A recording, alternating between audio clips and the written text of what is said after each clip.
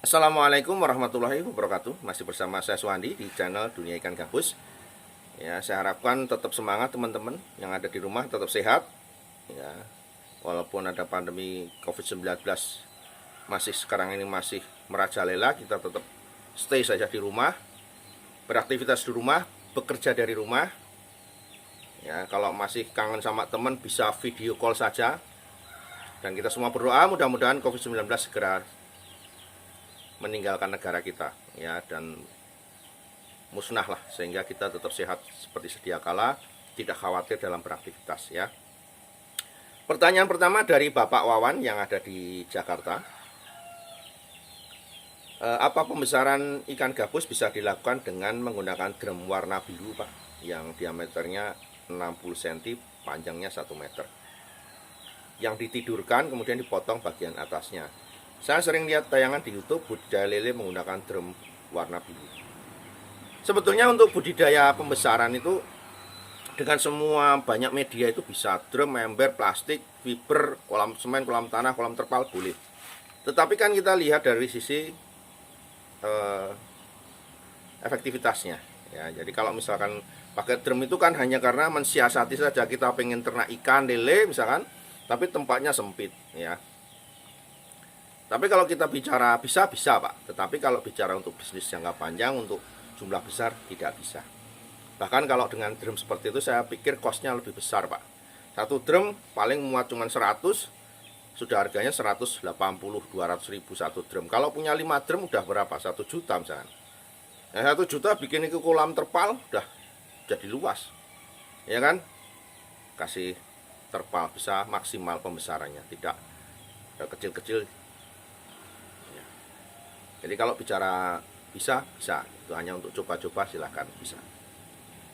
Berikutnya pertanyaan dari Bapak Tejo yang ada di Madiun. Untuk larva usia berapa, Pak, sudah diajari menggunakan pakan PF 800 atau PF 500? Jadi sedang ikan gabus menetas gitu kan, itu pakan awal kan menggunakan bisa cacing sutra, atau bisa menggunakan kutu air, atau bisa menggunakan kanafut.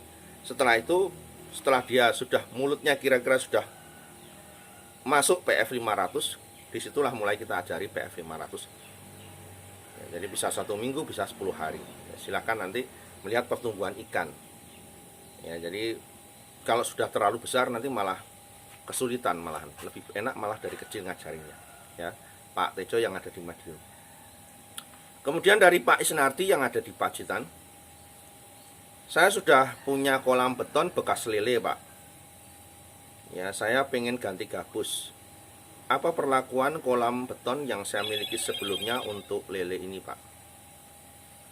Jadi ya tentu kolam yang lama dibersihkan. Ya, dibersihkan, disikat. Kemudian kalau memang di situ masih ada lumut-lumut, dibersihkan lumutnya. Kemudian alangkah baiknya disterilkan dulu dengan obat antivirus, antibakteri ataupun antiparasit. Di situ direndam dulu 1 kali 24 jam lah minimal. Setelah nanti direndam, airnya dibuang, kan? Airnya dibuang, kemudian dikasih air baru, isi semprot-semprot, kasih air baru, direndamkan. Direndamkan ya 3-4 hari sudah benih, nanti bisa ditebar di kolam, ya. Kemudian ada dari Pak Kartono yang ada di Jember, Pak. Saya punya kolam ukuran 4 kali 10. Berapa saya harus tebar benih, Pak Suwandi?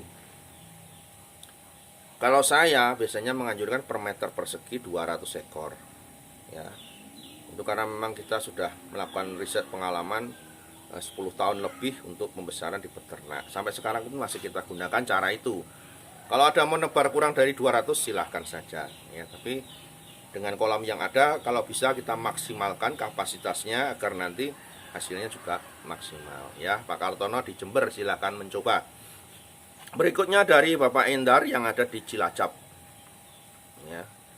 Saya ada ikan gabus ukuran 1 kilo isi 15-20, Pak. Apakah ikan tersebut sudah bisa saya jual, Pak? Jadi kalau untuk ikan ukuran segitu, mohon maaf ya, itu masih kecil, harus dibesarkan dulu.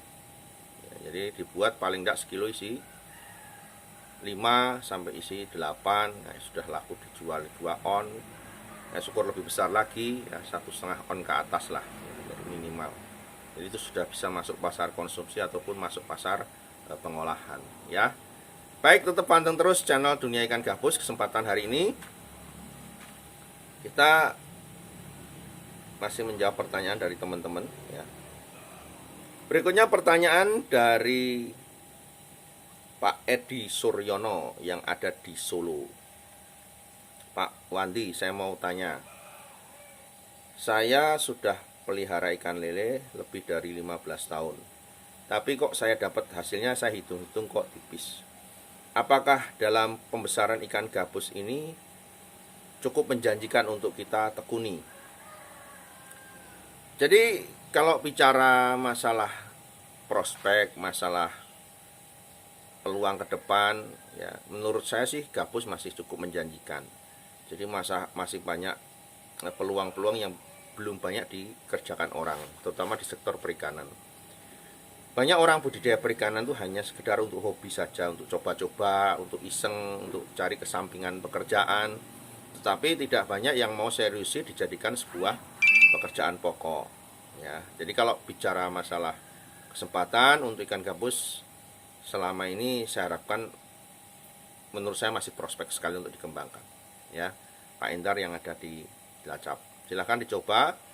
Dan kalau pengen tahu perkembangan ikan gabus, ikuti channel Dunia Ikan Gabus ini agar nanti informasi-informasi seputar dunia ikan gabus tetap bisa Bapak dapatkan ya. Tetap pantau terus channel Dunia Ikan Gabus. Sampai di sini dulu bersama saya Suwandi. Assalamualaikum warahmatullahi wabarakatuh.